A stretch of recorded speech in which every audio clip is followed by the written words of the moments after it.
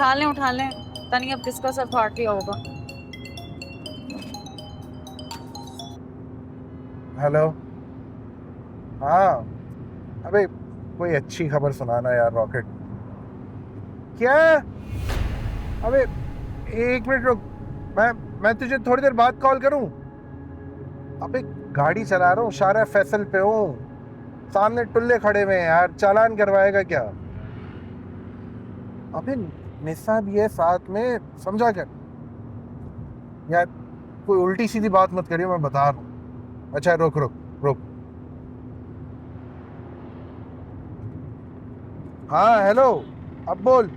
अरे भाई, बहुत बहुत मुबारक हो राशिद भाई। हम किस बात की मुबारकी? अपने एरिया में एक पत्ता भी हिलता है ना, तो रॉकेट के नोटिस में जरूर आता है। आपने तो बाकायदा बम फोड़े, बम। अबे तू तू तू तू कहाँ है आजकल? दिखता नहीं है। मैं भी ऐसी किसी वारदात में लगा हुआ था राशिद भाई। अपनी पसंद की बंदी उठाने में बड़ी ख्वारी काटनी पड़ती है। यही एक बात तो सीखी है हमने आपसे। अबे क्या बात कर रहा है? तूने भी कोई सेटिंग? अब तेरी भी कोई बात बात पक्की हो गई है क्या? आपकी दुआ होनी चाहिए। अरे भाई इस बात पे तो फिर पार्टी बनती है। ऐसी वैसी। तो बस एक काम करते हैं ना, वीकेंड पे मिलते हैं अपने ठिकाने पे ही। ठिकाने विकाने पे नहीं राशिद भाई। अब हम फैमिली वाले हो गए हैं। किसी लश पच से रेस्टोरेंट में बैठेंगे। क्यों भाभी? जी जी रॉकेट भाई। हाँ अच्छा चल सही है, फिर बाद में बात करते हैं, ठीक है? ठीक है, ठीक है। मेरे मिड टर्म टेस्ट चल रहे हैं, ये पार्टी वार्टी आशियों का बिल्कुल टाइम नहीं है मेरे पास। अब अच्छा। अस्सलाम वालेकुम। आ जाओ बेटे, गरम गरम रोटी है।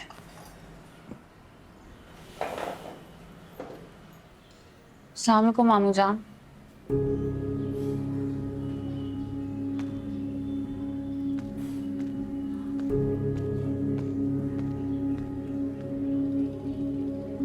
रुको, खाना खाओ।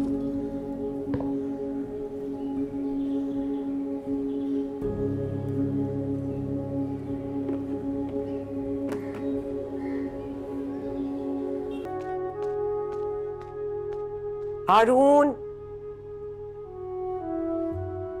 जीवन खाली हाथ खड़ा है सपनों के उस पार।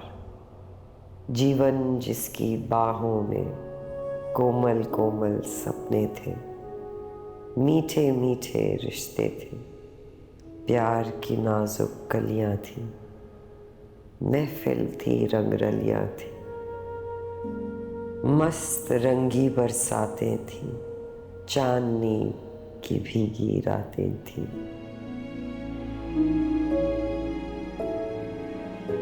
कतरा कतरा जलते थे सावन से जब मिलते थे, ओढ़ के रंग हजार।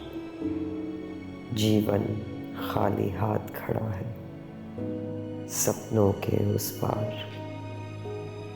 एक रसीली ख्वाहिश पे आंगन अपना छोड़ दिया, कच्ची नींद की ख्वाहिशों से फूल सा सपना तोड़ दिया।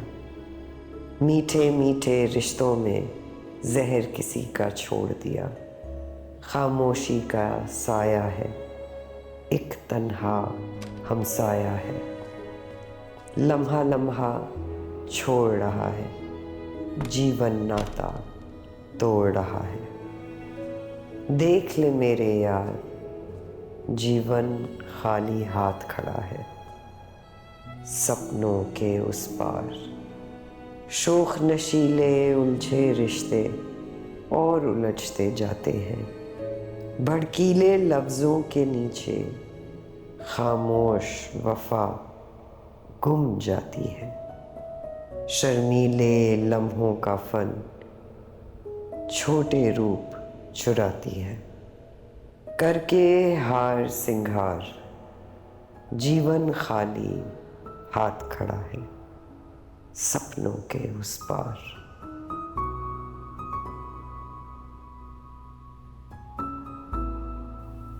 ईरान,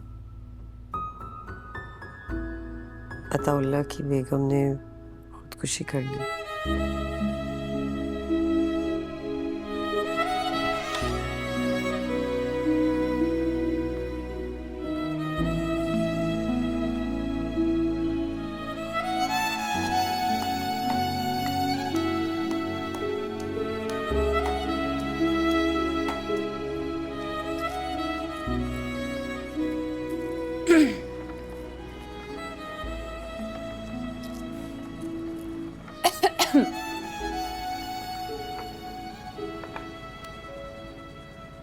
क्या चाहते हैं आप? क्या सुनना चाहते हैं? वही जो आप पहले से जानते हैं। I am sorry. इसलिए तो आराम से खाया।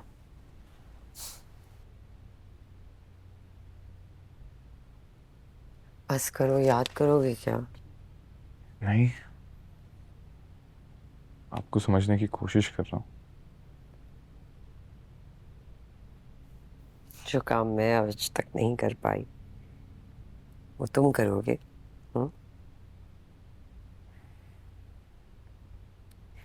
तुम वो करो जो तुम्हें करना है,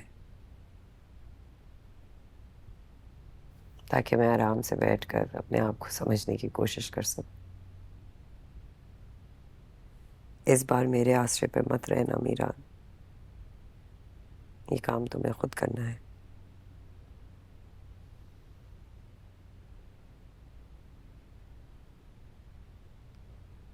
आपको भी लगता है कि बता देना चाहिए?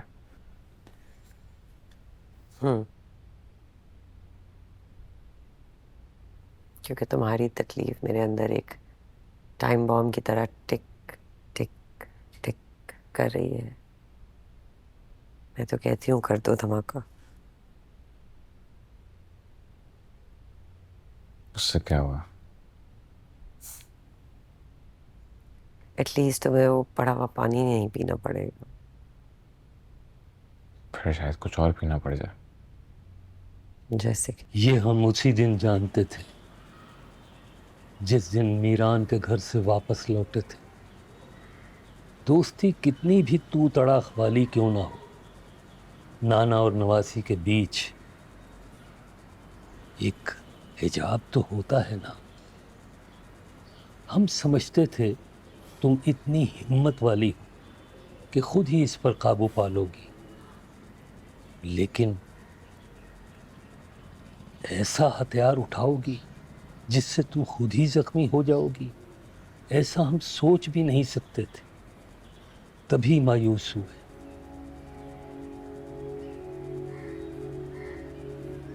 जिस दिन कमल पहली बार पगडंडी से उतरकर हमारे पास उस दरख्त के नीचे आई जहां हम रोज उसका इंतजार किया करते थे, उसे और उसकी सहेलियों को पनघट पर पानी भरते आते जाते देखा करते थे। कमल हमारे पास आई, अपने सर से मटका उतारा और हमसे बोली, पानी पियोगे प्यासे? हमने अपने दोनों हाथ इस तरह उसके आगे फैलाए।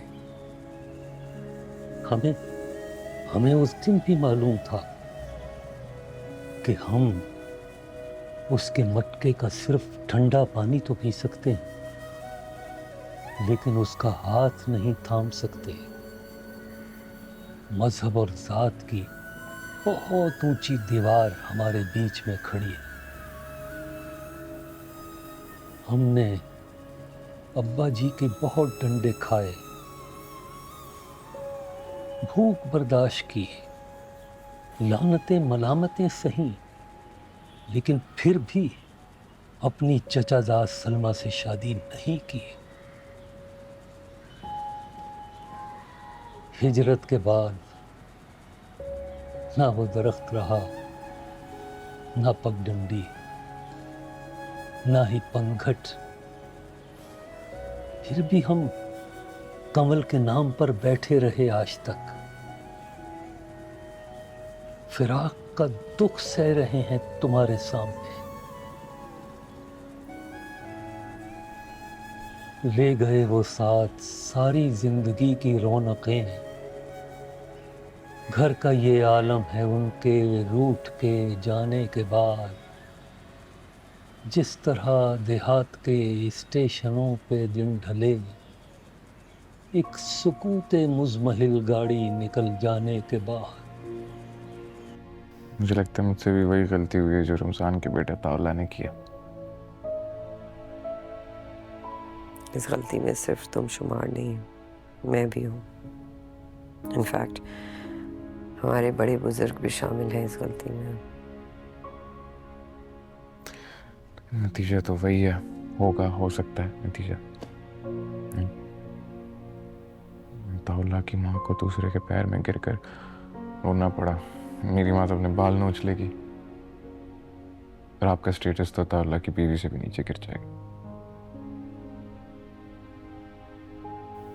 पापा को दुख होगा, उनको ज्यादा दुख होगा। उनका बेटा, इकलौता बेटा, मैदान में उतरने से पहले भाग गया। बहुत दूर की बात है। और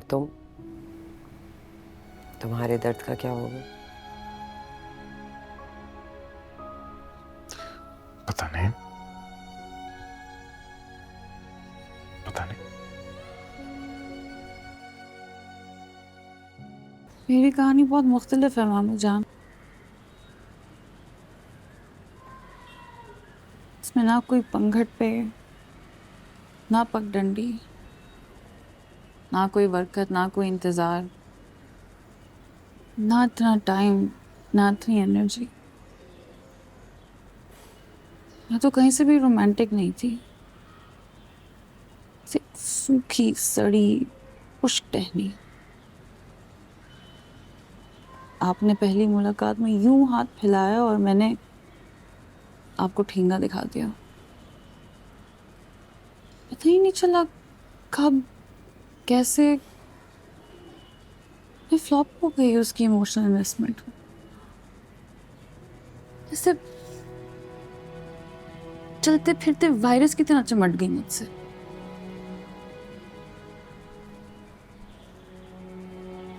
फिर भी मैंने अपनी आंखें खुली रखी मामू जान।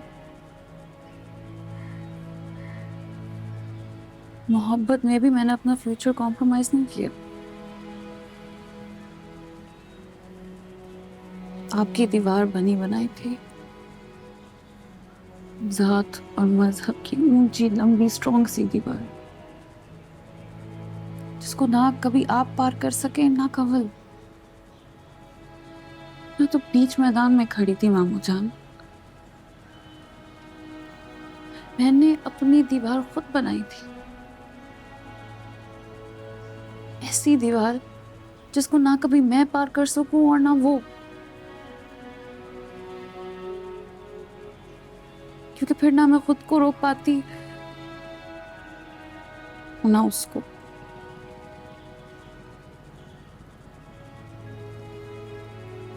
मेरे से बहुत स्ट्रॉन्ग अटैचमेंट हो गई है। अगर मैं राशिद भाई के पीछे ना छुपती तो अस्तगफिरुल्लाह। राशिद भाई, लड्डू बोलो ना। मुझे लड्डू उनकी चिढ़ है। और भाई कहना उसकी तौहीन है। तुम फौरन उसे भाई कहने की आदत पर काबू पाओ। और अगला मरहला तो इससे भी ज़्यादा मुश्किल है। तुम्हें राशिद को भाई समझने की आदत पर काबू पाना होगा। तुमने दीवार तो बना डाली, मगर हमें डर है कि कहीं तुम इस दीवार से उम्र भर सर न टकराती रहो। इससे सिर्फ तुम्हारा सर लहूलुहान नहीं होगा, जख्म हमें भी आएंगे, हमें भी, तुम्हारी माँ को भी। हमें पहले दिन से ही इस बात का शक था, मगर हम तुम्हारे मुंह से सुनना चाहते थे।